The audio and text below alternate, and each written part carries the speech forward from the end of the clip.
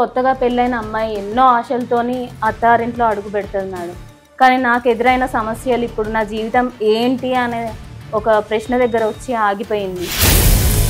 అయ్యవార్లు ఇచ్చిన సలహాతో పూజలు చేయడం, ఆ పూజలు కాస్త ఇంకా ముదిరిపోయి నిమ్మకాయలు తీసుకొచ్చి ఇంట్లో పెట్టుకోవడం, పసుపు బస్తాలు తెచ్చి ఇంట్లో పెట్టుకోవడం, వింత వింత ప్రవర్తనలతోని నా భర్త మనస్థితి కూడా మొత్తం మార్చేసిర్రు. వాళ్ళ మాటలతోని బ్రెయిన్ వాష్ చేసేసిర్రు. మా తల్లిదండ్రులకు నేను ఒక్కదాన్నే, ఆయన ఒక కొడుకులాగా సపోర్ట్ ఇద్దామనే ఉద్దేశంతోనే ఉండేవాడు, అలాగే ప్రవర్తించేవాడు. కానీ ఇప్పుడు కనీసం నేను ఏదైనా చెప్దామంటే వినే పరిస్థితిలో కూడా ఆయన లేదు.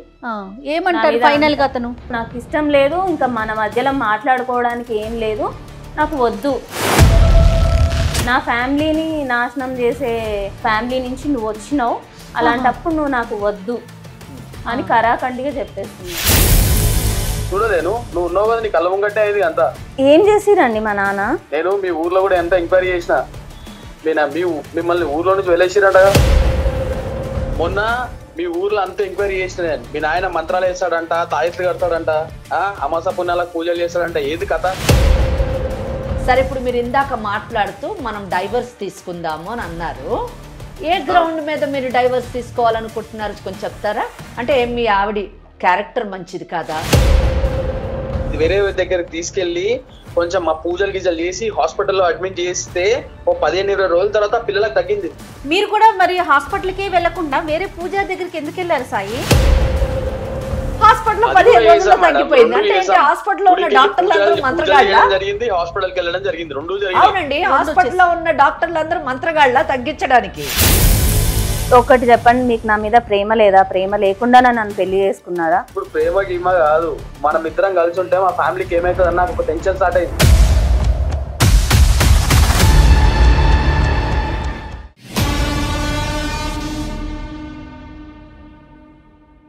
ముకుంద జ్యువెలర్స్ మొట్టమొదటి ఫ్యాక్టరీ అవుట్లెట్ ఇప్పుడు కూకట్పల్లి, కొత్తపేట, సోమాజిగూడ మరియు ఖమ్మంలో. ముకుంద జ్యువెలర్స్ సమర్పించు లీగల్ అడ్వైస్ కార్యక్రమానికి స్వాగతం. నాతో పాటు అడ్వకేట్ వెంకటేశ్వర గారు ఉన్నారు. నమస్తే అమ్మా. నమస్తే అండి అమ్మ. మూఢనమ్మకాలు, వీటి వల్ల ఎందరి జీవితాలు నాశనం అవుతున్నాయో, ఎలాంటి సంఘటనలు జరుగుతున్నాయో మనం అంతా చూస్తూనే ఉన్నాం. వాటితో పాటు వారి జీవితాలు కూడా ఇబ్బందులు పడుతున్నారు. అయితే ఇలాంటి మూఢనమ్మకాల వల్ల సమాజంలో ఒక భార్యాభర్త పడిన ఒక ఇబ్బంది ఈరోజు మన దాకా వచ్చారమ్మా. సిచ్యువేషన్ చేయి దాటిపోయింది. ఏం చేయాలో అర్థం కాక విజయలక్ష్మి అనే ఒక అమ్మాయి కరీంనగర్ నుంచి మనల్ని ఆశ్రయించింది. మన షూట్కి ముందే తనతో మాట్లాడాను, కొన్ని లీడ్స్ కూడా తీసుకున్నాను. సో ఈరోజు మీ ముందు ఉంచుతున్నాను, తన్ని మన స్టూడియోలో ఉంది. నమస్తే విజయలక్ష్మి. నమస్తే మేడం. ఓకే, అడ్వకేట్ వెంకటేశ్వరి గారు. నమస్తే మేడం. నీ గురించి నేను బ్రీఫ్గానే చెప్పాను, సో పూర్తి వివరాలు మీరే చెప్పాలి. తప్పకుండా మేడం. నా పేరు విజయలక్ష్మి మేడం. మా పుట్టిల్లు వచ్చేసి నిజామాబాద్. అక్కడ 6 నెలల క్రితం నా పెళ్లి జరిగింది మేడం. అబ్బాయిది వచ్చేసి కరీంనగర్, ఆయన వచ్చేసి సేల్స్ పర్సన్, నేను హౌస్ వైఫ్ని. ఇప్పుడు మీరు ఎక్కడ ఉంటున్నారు? మేము కరీంనగర్లోనే ఉంటున్నాం మేడం. 6 months బ్యాక్ పెళ్ళయింది మేడం. ఓకే, మాది వచ్చేసి చాలా అంటే చెప్పుకోదగ్గంత ఉన్న వాళ్ళం కాదు. అలా అని ఇప్పుడు నేను తిరిగి వెళ్తే చూసుకునే అంత స్తోమత నా పేరెంట్స్కి లేదు మేడం. అసలు తిరిగి వెళ్ళిపోయే పరిస్థితి ఎందుకమ్మా? అక్కడ దాకా ఎందుకు ఆలోచిస్తున్నారు చెప్పండి. నాకు వచ్చిన సమస్య అట్లాంటిది మేడం. 6 నెలలు కూడా అవ్వక ముందుకే కొత్తగా పెళ్ళైన అమ్మాయి ఎన్నో ఆశలతోని అత్తారింట్లో అడుగు పెడుతుంది మేడం. కానీ నాకు ఎదురైన సమస్యలు ఇప్పుడు నా జీవితం ఏంటి అనే ఒక ప్రశ్న దగ్గర వచ్చి ఆగిపోయింది. ఏంటమ్మా సమస్యలు? మా అత్తగారు వాళ్ళు వచ్చేసి చాలా డివోషనల్ ఫ్యామిలీ మేడం. కాకపోతే అది చాలా డివోషన్ చాలా ఎక్కువైపోయి మూఢనమ్మకాల వైపు మళ్ళీపోయారు. వాళ్ళు అనారోగ్యం ఎక్కువ అవడంతో అయ్యవార్లు ఇచ్చిన సలహాతో పూజలు చేయడం, ఆ పూజలు కాస్త ఇంకా ముదిరిపోయి నిమ్మకాయలు తీసుకొచ్చి ఇంట్లో పెట్టుకోవడం, పసుపు బస్తాలు తెచ్చి ఇంట్లో పెట్టుకోవడం, వింత వింత ప్రవర్తనలతోని నా భర్త మనస్థితి కూడా మొత్తం మార్చేసిర్రు. వాళ్ళ మాటలతోని బ్రెయిన్ వాష్ చేసేసిర్రు. నా మీద ఇప్పుడు ఏ మాత్రం ప్రేమ లేదు ఆయనకి. అంటే మీరు చెప్పేది నిజానికి నాకు కొంచెం అర్థం కాలేదు. అంటే ఏంటంటే మీరు ఏమంటున్నారంటే వాళ్ళకి భక్తి పరులో చెప్పారు, అక్కడ మటుకు చాలా బాగుంది. కానీ అయ్యవారు చెప్పినటువంటి అంటే వాళ్ళకి ఆరోగ్యం బాగాలేదు అని కూడా చెప్పారు. సెకండ్ అయితే పాయింట్, వాళ్ళకు ఆరోగ్యం బాగాలేకపోవడానికి కారణం ఎవరో చేతబడి ఈ బ్లాక్ మ్యాజిక్ లాంటివి చేయించారు అని అది చెప్పారు. మిస్ అయింది. ఎవరు చేతబడి చేయించుంటారని వాళ్ళ అనుమానము? దగ్గర వాళ్ళే చేయించారని చెప్పారు మేడం. వాళ్ళకి తెలుసు ఎవరు చేయించారు. ఎవరు చేయించారని పేరు తెలీదు, చెప్పిన వాళ్ళు పేరు చెప్పలేదు మేడం. కానీ మీకు దగ్గర వాళ్ళే చేయించారు, మీరు ఇట్లా అందరూ అనారోగ్య పాలవడానికి కారణం అదే అని చెప్తున్నారు. చెప్పారు. సరే, దానికి సంబంధం, మీ సంసారానికి సంబంధం ఏంటి? మీ వారు ఎందుకు మీ పట్ల విముఖులయ్యారు? అంటే మేడం మా నాన్నవారు మా వైపు వచ్చేసి చిన్న స్టోరీ జరిగింది. అది చాలా ఏళ్ల క్రితం జరిగింది మేడం. అది కొంచెం మీకు బ్రీఫ్ గా చెప్తాను. చెప్పండి. మా నాన్నగారు అమ్మవారి ఉపాసకులు. ఆయన చాలా ఆయనకు వేరే ఉద్దేశం ఏమి ఉండేది కాదు, కేవలం చిన్న పిల్లలకు జిష్టి అవి ఇవి మంత్రాలేసి ఇట్లా తాళ్ళు తాయెత్తులు కట్టేవారు. తన దగ్గరకు వస్తే ఊర్లో ఉన్నప్పుడు, మాది నిజామాబాద్ దగ్గర చిన్న పల్లెటూరు మేడం, వాళ్ళకి ఆ నమ్మకంతోనే అదంతా తగ్గిపోయేది.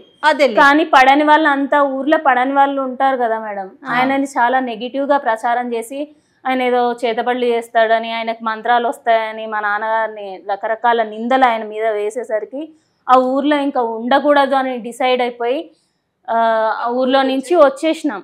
వచ్చేస్తే వాళ్ళు నోటి ప్రచారం ఏం జరిగిందంటే, అక్కడ ఉన్న వాళ్ళు వీళ్ళని ఊర్లో నుంచి తరిమేసిర్రు చేతబడులు చేస్తుంటే, మా నాన్న చేతబడులు చేస్తుంటే తరిమేశారు అనే ప్రచారం వచ్చేసింది. ఏం పని చేస్తుంటారు అసలు? బేసిక్ గా ఆయన ఏం చేస్తారు? ఆయన చిన్న వ్యాపారం చేస్తారు. Okay okay. సో ఇంకా ఆ ప్రచారం దుష్ప్రచారం రావడంతో వేరే ఊరికి వచ్చేసారు. నిజామాబాద్ దురదృష్టం ఏంటంటే హైందవ ధర్మాన్ని ఈ మూఢనమ్మకాలని మంత్రతంత్రాలని కలిపేసి ఒక కొత్త తంత్రాన్ని ప్రయోగించి వాళ్ళని ఊర్లు వదిలి వెళ్ళిపోయే పరిస్థితికి ప్రజలు తీసుకురావడం అదొక దురదృష్టకరమైన విషయం. వాళ్ళ అమాయకత్వానికి తార్కాణం. అంతే, చూస్తూ ఉంటాం కదా ఊర్లలో ఇలా చేయటం. ఊర్లోనే కదా, మన ఇళ్లలో కూడా నిజం చెప్పాలంటే అంతే కదా. దిష్టి తీయండి అంటే ఉప్పు ఇలా తిప్పేసి తీయడం, అది ఇప్పుడు కూడా మనకు అదొక ఆచారంగా బయట వాళ్ళని నమ్మి అక్కడికి వెళ్ళి ఏదో దిష్టి తగిలిందనో చిన్న తాయితీ పెద్ద విషయం కాదు, పెద్ద విషయం. ఆ విషయాన్ని తీసుకొచ్చి ఇప్పుడు మా అత్తగారు వాళ్ళు నన్ను మా ఆయనని విడదీయాలని, అంటే నాన్న ఎక్కువ కట్నం తీసుకురాలేదు, వాళ్ళ కట్నం డబ్బు ఆశ కూడా ఇప్పుడు వచ్చేసింది మేడం. నన్ను వదిలించుకుంటే వేరే పెళ్లి చేస్తే డబ్బు కూడా కట్నంగా కూడా వస్తుంది అనేసి మా ఆయనకి ఉన్నవి లేనివి చెప్పారు. మధ్యలో ఒక పరిస్థితి ఏం జరిగిందంటే, మా బావ వాళ్ళ పిల్లలకి బాగాలేనప్పుడు మా నాన్నగారు ఒక సలహా ఇచ్చారు, ఇట్లా ఫలానా అమ్మవారి గుడి ఉంది, అక్కడికి వెళ్ళి పిల్లలకి తాయెత్తులు అవి కట్టిస్తే మంచి జరుగుతుంది, ఆరోగ్యంగా ఉంటారని చెప్పారు. అమ్మవారి గుడికి మేము ఫ్యామిలీ అందరము వెళ్ళాం మేడం. వెళ్ళినప్పుడు ఆ పిల్లలకి జ్వరం కాస్త ఏమైందంటే వెదర్ కండిషన్ వల్ల ఎక్కువైపోయింది. అప్పుడున్న వైరల్ ఫీవర్స్ కి నాకు జ్వరం వచ్చింది మేడం. ఇప్పుడు అలాని అది మా నాన్నగారే చేశారంటే ఎట్లా, కన్న కూతురికి అయితే చెయ్యరు కదా. ఫ్యామిలీలో అందరికీ అలా జ్వరాలు వచ్చినాయి. కానీ వాళ్ళు మా అత్తగారు వాళ్ళు ఏం చేసిర్రు, దాన్ని కూడా మా నాన్నగారు చేసిన తప్పులాగా చూపించి ఈయన మన మీద కక్ష కట్టిండు, తీసుకెళ్లి పిల్లల్ని ఏదో చంపడానికే ఆ తాయెత్తులు కట్టించిండు అనే విధంగా అదొక గొడవ క్రియేట్ చేసి మా ఆయనకి నా మీద పూర్తిగా మనసు లేకుండా చేశారు మేడం. అంటే మనసు లేకుండా చేయడం అనేది ఎలా చేస్తుంటారు? అంటే మీరు కూడా వాళ్ళు ఏదో మంత్రతంత్రాలు చేసి మనసు లేకుండా చేశారని నమ్ముతున్నారా, లేకపోతే చెప్పుడు మాటలు చెప్పి మీ మీద అయిష్టత కలిగేటటువంటి విషయాలు చెప్పి అతనికి ప్రేమ లేకుండా చేశారంటారా? వాళ్ళు బలంగా ఆయన చెప్పారు మేడం, బ్రెయిన్ వాష్ చేశారు. ఆయన చాలా ప్రేమగా చూసుకున్నారు. నేను ఈ 6 నెలలు చూశాను కదా, ఈ 6 నెలల మా సంసార జీవితంలో ఆయన చాలా ఫ్రెండ్లీగా ఉండేవాడు, ప్రేమగా ఉండేవాడు. ఇంటికి వచ్చేవారు, మీ పుట్టింటికి వెళ్ళేవారు ఇద్దరు కూడా? ఇద్దరం కలిసి వెళ్ళే వాళ్ళం, వస్తుండే వాళ్ళం, అంతా బాగుండేది మేడం. అంటే చెప్పుడు మాటలు ఎంత తీవ్రంగా పనిచేస్తాయి కదండి. పనిచేస్తాయి.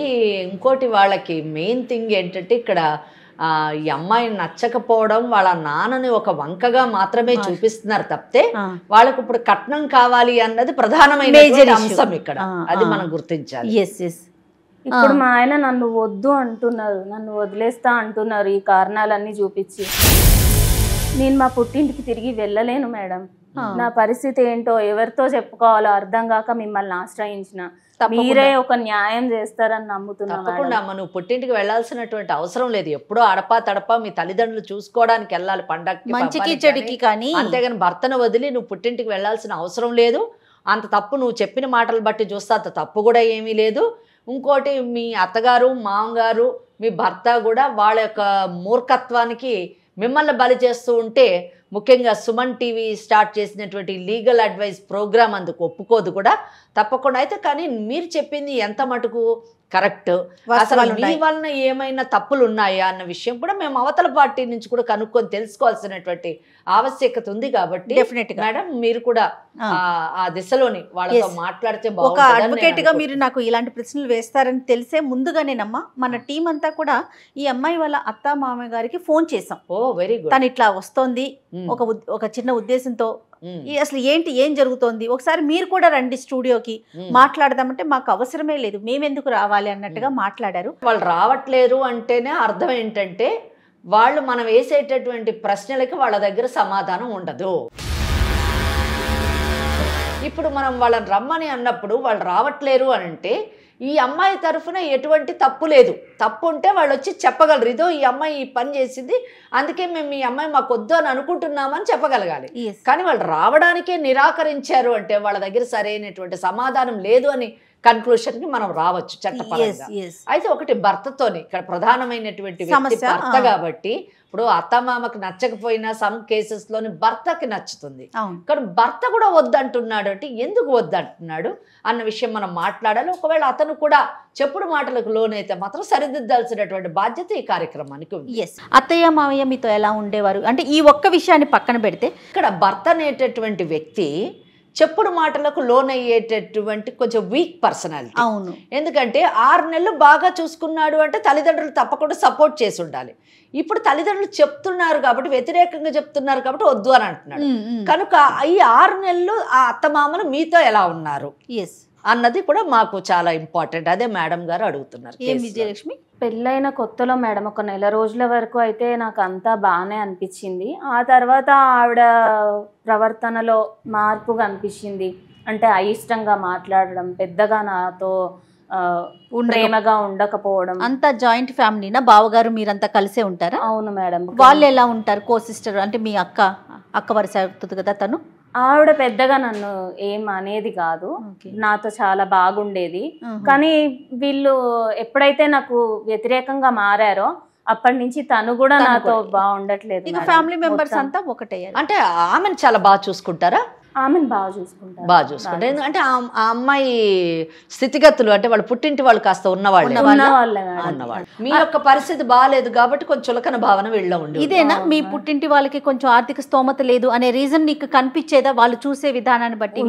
మేడం అలాంటి తేడాలు అయితే నాకు చాలా వరకు కనిపించేవి. నా భర్త మాత్రం ఎప్పుడు ఏ విషయంలో కూడా అనేవాడు కాదు. మా తల్లిదండ్రులకు నేను ఒక్కదాన్నే, ఆయన ఒక కొడుకులాగా సపోర్ట్ ఇద్దామనే ఉద్దేశంతోనే ఉండేవాడు, అలాగే ప్రవర్తించేవాడు. కానీ ఇప్పుడు కనీసం నేను ఏదైనా చెప్దామంటే వినే పరిస్థితిలో కూడా ఆయన లేరు. ఏమంటారు ఫైనల్ గా అతను? నాకు ఇష్టం లేదు, ఇంకా మన మధ్యలో మాట్లాడుకోవడానికి ఏం లేదు, నాకు వద్దు, నా ఫ్యామిలీని నాశనం చేసే ఫ్యామిలీ నుంచి నువ్వు వచ్చినావు, అలాంటప్పుడు నువ్వు నాకు వద్దు అని కరాఖండిగా చెప్పేస్తున్నావు.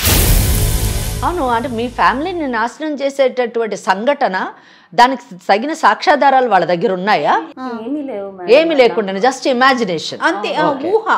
వాళ్ళు అనడం ఏంటంటే కారణాలు, మీ నాన్నగారు వచ్చినప్పుడు ఆ రోజు అమావాస్య అయింది, అమావాస్య రోజు వస్తారా, అమావాస్య సాయంత్రం వచ్చారు, ఇలా పౌర్ణమి సాయంత్రం వచ్చారు, ఏదో పట్టుకొచ్చిర్రు, ఇంట్లో ఏదో జల్లిపోయారు, ఆ రకమైన మాటలన్నీ మాట్లాడుతున్నారు మేడం. ఏదో ఒక కారణాలు చూపెట్టడానికి. ఇట్లాంటివన్నీ చూసి మా ఆయన కూడా నిజమే కదా, మీ నాన్న అప్పుడు వచ్చినప్పుడు అమావాస్య కదా, ఎప్పుడు అమావాస్య పౌర్ణమిలు చూసుకొని ఎట్లా వస్తాడు, అదే ఎవరైనా అట్లా చేస్తామని ఎందుకు అనుకుంటారు మేడం? అది ఇక్కడ ఒకటి జయ, కొడుకేమో మన కుటుంబాన్ని నాశనం చేయడానికి కుటుంబము కంకణం కట్టుకుంది అని చెప్తున్నారు. అంటే అతని మనసు విరగొట్టడానికి. కానీ వాళ్ళకి ఇన్నర్గా ఇంటెన్షన్ కారణం ఏంటంటే ఈ అమ్మాయి ఒక మంచి స్థితిగతులు ఉన్నటువంటి కుటుంబం నుంచి రాలేదు, వాళ్ళకి కావలసినటువంటి వరకట్నము, కావలసినటువంటి డిమాండ్స్ ఫుల్ఫిల్ ఈమెతో కాదు, ఈమెను ఎలాగనో వదిలించి ఇంకో పెళ్లి కొడుక్కి చెయ్యాలి అనేటువంటి ఆలోచన. ఆ విషయాన్ని కొడుక్కి చెప్పకుండా దీన్ని చూపిస్తూ అతని మనసు విరగొట్టడానికి ట్రై చేస్తున్నారు. ఈ సాకుని చూపిస్తుంది, చాలా బలమైన కారణాన్ని చూపిస్తున్నారు కదా. అంతే. విజయలక్ష్మి, ఏం చేద్దామమ్మా? మీరు ఏం ఎక్స్పెక్ట్ చేస్తా ఉన్నారు? నా భర్తని ఒక దారిలో పెట్టి నా సంసారాన్ని బాగు చేయమని మిమ్మల్ని వేడుకుంటున్నా మేడం. తప్పకుండా అమ్మా, మీ భర్తతోని మాట్లాడదాము. మాట్లాడి అతనిలో ఉన్నటువంటి అనుమానాలన్నింటినీ కూడా నివృత్తి చేసి నీ జీవితాన్ని చక్కగా చేయడానికి, బాగు చేయడానికి మా వంతు ప్రయత్నం మేము చేస్తామమ్మా. తప్పకుండా. మీరు స్టూడియో దాకా వచ్చినట్టు మీ హస్బెండ్కి చెప్పారా? ఎవరికి చెప్పలేదు కదా. ఇక్కడ ఉన్నట్టుగా కాకుండా క్యాజువల్ గా మీరు ఎప్పుడు మాట్లాడేటట్టుగా మాట్లాడండి. ఎందుకు అప్పుడు అతను ఎలా మాట్లాడతాడో మాకు కూడా అర్థమవుతుంది. సరే, మరి కాల్ చేయమంటారా? తప్పకుండా అండి, చేయండి. రైట్. హలో. హలో సాయి, మీరు ఎక్కడున్నారు? నేను బయట నువ్వేడున్నావు? మీరు ఇంట్లో నుంచి వెళ్ళిపోమన్నారు కదండి, ఏదో వెళ్ళిపోమనంటే మీరు చేసే పనులు, మీ నాయన చేసిన పనులు ఏమైనా గుర్తున్నా నీకు? ఆయన ఏం చేశారండి? మీరు తప్పు ఉప్పు ఏది ఉందని ఏం తెలుసుకోకుండా ఇట్లా నిందలు వేయొద్దు. ఎవరో చెప్పిన మాటలు పట్టుకొని మన సంసారాన్ని ఎందుకండి ఇట్లా చేస్తున్నారు? ఎవరో చెప్పిన మాటలు కాదు, జరిగింది కాబట్టి ఏం చేసినట్లా. జరిగిన విషయాల్లో దేనికైనా మీ దగ్గర ఒక ప్రూఫ్ అనేది ఉందా? ఒక మాట అనే ముందు ఆలోచించాలి కదా. ఏమేమైంది నీకు తెలియదా? నీ కళ్ళ ముంగంటే జరిగింది అంతా. మీరు ఒకసారి చెప్పండి మీ ఉద్దేశం ఏంటో. ఉద్దేశం ఏం లేదు, నాకు డైవర్స్ కావాలంతే. ఇంకా డిస్కషన్ ఏమవుతుంది? నువ్వు ఇంకా ఊకొక ఫోన్లు చేయకు, నాకు అర్థమైందా? మీరు ఒక్కరే నిర్ణయించుకుంటారా అండి డివోర్స్ అనేది? నేను ఇప్పుడు ఎక్కడికని పోతానన్ను మీరు ఇట్లా అర్ధాంతరంగా నువ్వు వెళ్ళిపో అని అంటే నేను ఎక్కడికని పోతానా? జీవితం ఏంటి? ఇట్లా జీవితాలు చేసే ముందు మీ ఆయనకు వెళ్ళాలి. మరి నా బిడ్డ మంచిగా ఉండాలన్నప్పుడు ఇసంటి పనులన్నీ మంత్రాలు గింత్రాలన్నీ పనులు చేయొద్దు. మరి అది మీ నాయనకు తెలియదా? మరి మీరు చూసిర్రా మా నాన్న అట్లాంటివి చేయడం? చూడలేను, నువ్వు ఉన్నావు కదా, నీ కళ్ళ ముంగట్టే అయింది అంతా. ఏం చేసిరండి మా నాన్న? నేను మీ ఊర్లో కూడా ఎంత ఎంక్వైరీ చేసిన, మిమ్మల్ని ఊర్లో నుంచి వెళ్ళేసిరంట. అవన్నీ చెప్పుడు మాటలండి. వెలేసిందంటూ ఏం లేదు. అక్కడ జరిగిన గొడవలకి మా నాన్ననే మనసు బాలేక వద్దు అని చెప్పేసి దూరంగా ఉందామని వచ్చేసినాం అంతే. ఎవరండి వెళ్ళగొట్టింది? ఎవరు ఏది చెప్పినా మీరు అది నమ్మేస్తారా? ఒకటి చెప్పండి, మీకు నా మీద ప్రేమ లేదా? ప్రేమ లేకుండా నన్ను పెళ్లి చేసుకున్నారా? ఇప్పుడు ప్రేమ గీమ కాదు, మనం ఇద్దరం కలిసి ఉంటే మా ఫ్యామిలీకి ఏమైతుంది అన్న ఒక టెన్షన్ స్టార్ట్ అయింది. మా అన్న పిల్లలు ఎట్లా చూసినావు కదా, మరి మైండ్ పని చేయలేదు. మీ ఫ్యామిలీ అంటున్నారు, మరి నేనెవరండి? నేను మీ ఫ్యామిలీ కాదా? అది నా ఫ్యామిలీ కాదా? మీ నాయన పనులు చేసినప్పుడు తెలియాలి మరి. అది కాదు సాయి, ఈ రోజులలో కూడా ఇట్లాంటి మూఢనమ్మకాలన్నీ ఏంటి, చేతబడులు అది ఇది అని మాట్లాడుతున్నారు మీరు. అవన్నీ చదువుకున్న వాళ్ళు నమ్మే విషయాలా చెప్పండి? కాస్తైనా ఆలోచించండి. అసలు నువ్వు మూఢనమ్మకాలు అన్ని మాట్లాడుతున్నావు. మీ నాయన ఎప్పుడు మన ఇంటికి వచ్చినా ఎప్పుడు వస్తాడు? వస్తే అమాసకు వస్తాడు, లేకపోతే పౌర్ణమికి వస్తాడు. ఇదేంటి పద్ధతి? మీ నాయన వచ్చిపోయిన ప్రతిసారి ఇంట్లో ఎవరో ఒకరు బీమారు పడతారు. మొన్న మీ ఊర్లో అంతా ఎంక్వైరీ చేసిన నేను, మీ నాయన మంత్రాలు వేస్తాడంట, తాయెత్తులు కడతాడంట, అమాస పుణ్యాలకు పూజలు చేస్తాడంట. ఏది కథ? దాంట్లో తప్పేముందండి? అది ఆయన అమ్మవారు ఉపాసకుడు. ఆరోగ్యం బాగాలేదని వచ్చిన పిల్లలకి ఏదో బొట్టు పెట్టి పంపిస్తారు. దాంట్లో తప్పేముంది? మీరు దానికి చేతబడులు అని అంత పెద్ద విషయాలు, అంత పెద్ద నిందలు వేయద్దు. ఇప్పుడు ఇది అంత తప్పు కాదంటే ఊర్లో నుంచి ఎందుకు వెళ్ళేస్తారు? మరి ఎవరు వెలేయలేదు మమ్మల్ని. ఒకటి మీరు జాగ్రత్త మాట్లాడిన, ఎవరు వెలేయలేదు మా నాన్నని. మీరు తెలుసుకొని మాట్లాడాలి ఏదైనా. అక్కడ జరిగిన గొడవలకి మా నాన్నకి మనసు విరిగిపోయి నచ్చక అక్కడి నుంచి వచ్చేసినాం. నేను ఇప్పుడే ఊరు పెద్దలకు ఫోన్ కలుపుతా, వాళ్ళు ఏం చెప్తారు ఇంటవాను. మీరు అట్లా ఎవరు ఏ నిందలేసినా ఎట్లా నమ్ముతారా అండి? అన్ని నేను కళ్ళ ముంగట అన్ని జరిగినాయి కాబట్టి నేను చెప్తున్నా. నాకు వద్దు ఈ పంచాయతీ వద్దు, నాకు నువ్వు వద్దు, మీ నాయన వద్దు, నాకు ఎవ్వరు వద్దు. నాకు డైవర్స్ ఇచ్చేసి నా లైఫ్ నేను చూసుకుంటా. అర్థమవుతుందా నీకు? మీకు మా ఫ్యామిలీ గురించి, నా గురించి అన్ని విషయాలు తెలిసి ఇష్టపడి పెళ్లి చేసుకున్నారు. ఇన్ని రోజులు లేని సమస్య ఇప్పుడు ఎందుకు వచ్చింది? కేవలం మీ అమ్మ నాన్న మాటలు పట్టుకొని మీరు ఇట్లా మాట్లాడుతున్నారు. వాళ్ళకి వేరే ఉద్దేశం ఏం లేదు. నేనేం డబ్బులు తీసుకురాలే, కట్నం తీసుకురాలే అనే తప్ప. నన్ను మీ నుంచి విడదీస్తే కట్నం ఇచ్చి పెళ్లి చేసే మరొక కోడలు తీసుకొచ్చుకుందామని చూస్తున్నారు. మీకు అర్థమైతలేదు. మాయలో పడిపోయి నేనేంటో నిజమేంటిదో తెలుసుకోలేకపోతున్నారు. మీరు ఒక్కసారి అందులో నుంచి బయటికి రండి. మా అమ్మ నాయనల గురించి ఇవన్నీ మాట్లాడకు. వాళ్ళు చాలా మంచి వాళ్ళు, అర్థమవుతుందా? మీ నాయనలా కాదు. మీ అమ్మ నాన్నలు, మీ అన్న వదినలు, మీరు అందరు కలిసిన జీవితాన్ని ఏం చేద్దాం అనుకుంటున్నారు లాస్ట్ కి చెప్పండి. నువ్వు మీ నాయన కలిసి మా జీవితాలను ఏం చేస్తావని డౌట్ ఉంది నాకు. ఆ టెన్షన్ ఉంది. అందుకే నేను నిన్ను వద్దంటున్నా. ఈ మీ నాయన పూజలు గీజలు చేసి మా ఫ్యామిలీని ఏం చేస్తాడని ఒక టెన్షన్ పట్టుకుంది నాకు. అందుకనే నాకు వద్దు నువ్వు వద్దు, నీ పంచాయతీ వద్దు. నాకు డైవర్స్ కావాలా? నాకు ఈ లొల్లి వద్దు. నాకు ఈ ఫోన్లు చేసిన టార్చర్ పెట్టకు. అర్థమవుతుందా నీకు? మీరు అందరూ ఇలాంటి నిర్ణయానికి వచ్చారు కాబట్టి నేను ఇక్కడ సుమన్ టీవీకి వచ్చాను. లాయర్ మేడం ఉన్నారు, ఒకసారి లాయర్ గారితో మాట్లాడండి. మీరు నేను ఎవరితో మాట్లాడా. నాకు ఈ అంత వద్దు. నాకు నేను లాయర్ తో మాట్లాడేది ఎవరు మాట్లాడే కోర్టులో సాయి, మాట్లాడతా నేను. నువ్వు మాట్లాడాలి. మాట్లాడను అంటే కుదరదండి ఆ, సాయి గారు. కుదరదు. ఇక్కడ నేను జయానండి, సుమన్ టీవీ లీగల్ అడ్వైజ్ అనే ప్రోగ్రామ్కి వచ్చారు. మీ భార్య విజయలక్ష్మి, నాతో పాటు అడ్వకేట్ వెంకటేశ్వరి గారు ఉన్నారు.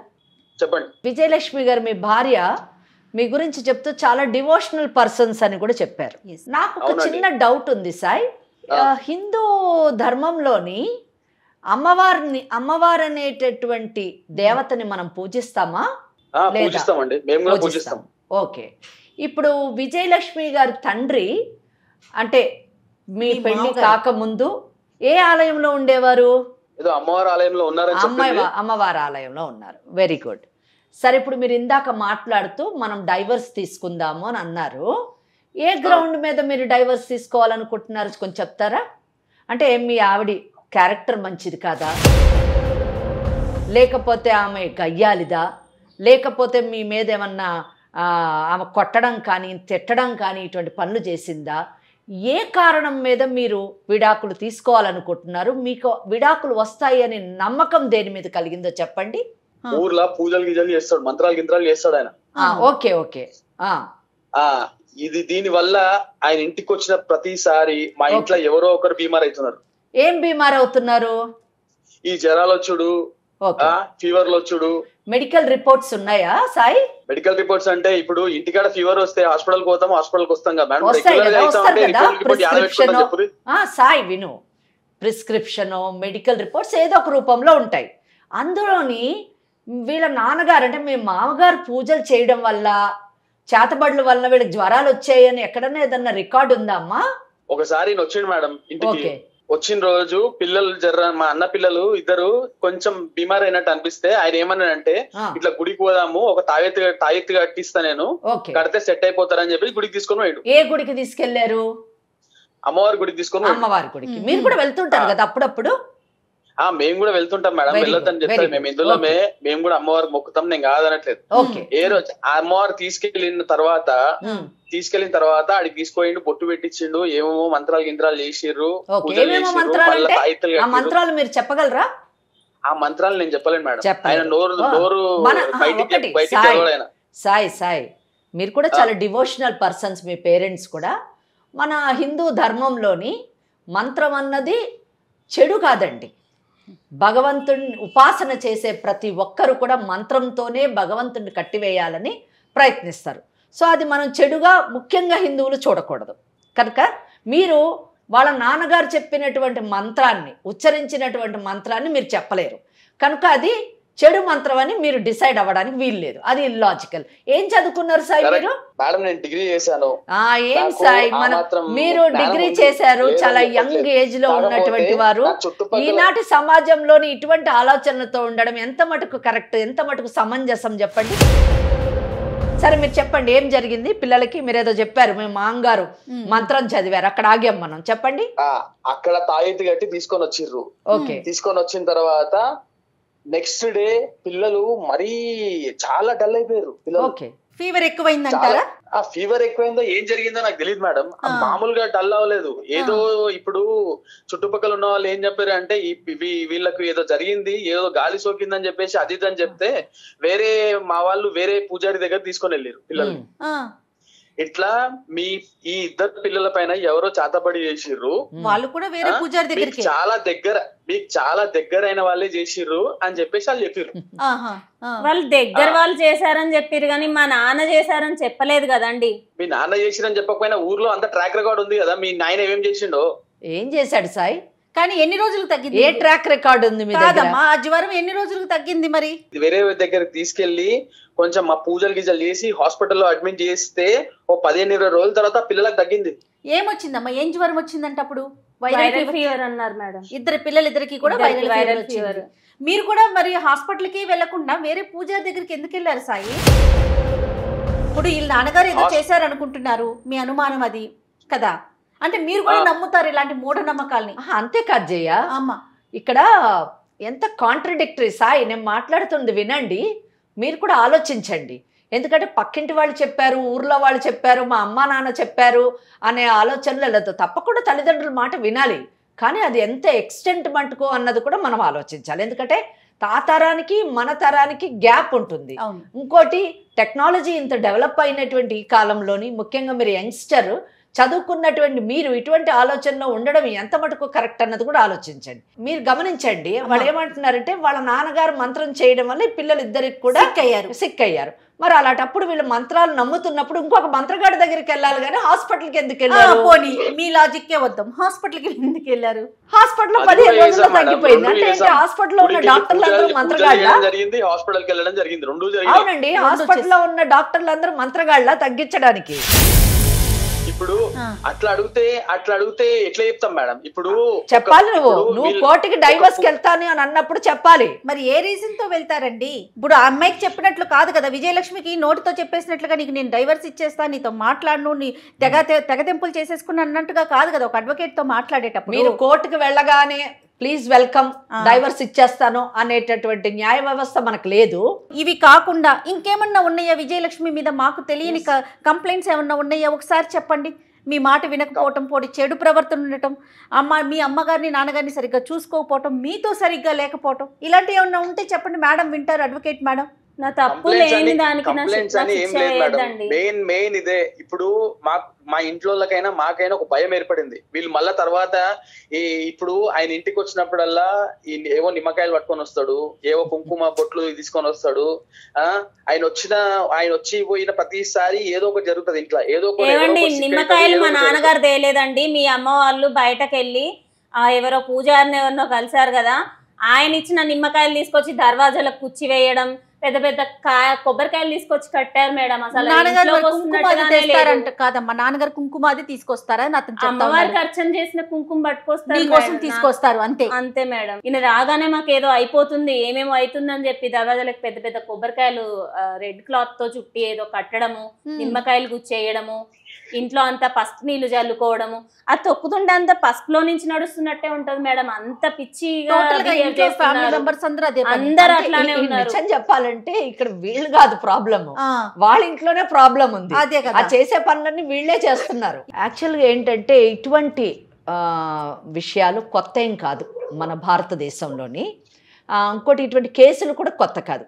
అంటే ఇక్కడ I'm very sorry to use one word, ఇటువంటి మూర్ఖంగా ఆలోచించేటటువంటి వ్యక్తులు చాలామంది ఉన్నారు. చెప్పుడు మాటలతోని జీవితాలని పాడు చేసుకునేటటువంటి వాళ్ళు కూడా ఉన్నారు. మనకు తెలుసు కేరళ చాలా ప్రోగ్రెసివ్ స్టేట్. అవును, అటువంటి కేరళలోని నిజానికి ఒక ఇద్దరు యువతుల్ని ఈ విచ్ క్రాఫ్ట్ అంటే ఈ మంత్రతంత్రాలతోని ఏదో సాధిద్దామని చెప్పేసి ఆ ఇద్దరు మహిళల్ని చాలా ఘోరంగా హెరాస్ చేసి ఫిజికలీ మెంటలీ ఆఖరికి వాళ్ళని సెక్షువల్గా కూడా అబ్యూజ్ చేసి ఆ తర్వాత బాడీ మొత్తం ముక్కలుగా చేసి పాతిపెట్టారండి. అది నిజానికి కేరళని మొత్తం దేశాన్ని కూడా చాలా ఆలోచింపజేసింది, చాలా కుదిపేసింది. ఇండియన్ పీనల్ కోడ్ అంటే ఇప్పుడు బిఎన్ఎస్ఎస్ అయ్యింది, ఇండియన్ పీనల్ కోడ్ కానివ్వండి లేదా భారత రాజ్యాంగాన్ని కానీ ఉపయోగిస్తూ ఇటువంటి సంఘటనల్ని చట్టం ఎప్పుడూ కూడా పరిరక్షిస్తూనే ఉంది. ఇటువంటి మూర్ఖపు ఆలోచనల నుంచి ఇది చేయడానికి ముఖ్యంగా భారత రాజ్యాంగంలోని 51A is a fundamental duty. దాన్ని సైంటిఫిక్ టెంపర్ని డెవలప్ చేయాలి కానీ ఇటువంటి మూఢనమ్మకాలని నమ్మకూడదు, ప్రచారం చేయకూడదు అని 51A చాలా క్లియర్గా చెప్పింది. అలాగే ఆర్టికల్ 14 రైట్ టు ఈక్వాలిటీ, అందరూ సమానమే అయినప్పుడు ఈ యొక్క మూర్ఖపు భావాలతో కొందరిని చంపడం అన్నది తప్పు. ఇండియన్ పీనల్ కోడ్ అంటే బిఎన్ఎస్ఎస్ఎస్ ప్రకారం అది 302 మర్డర్ కింద వస్తుంది, దానికి పనిష్మెంట్ ఉంటుంది అని కూడా చెప్పడం జరిగింది. అలాగే ఆర్టికల్ 21 రైట్ టు లైఫ్, ప్రతి ఒక్కడికి బ్రతికేటటువంటి అవకాశం ఉంది.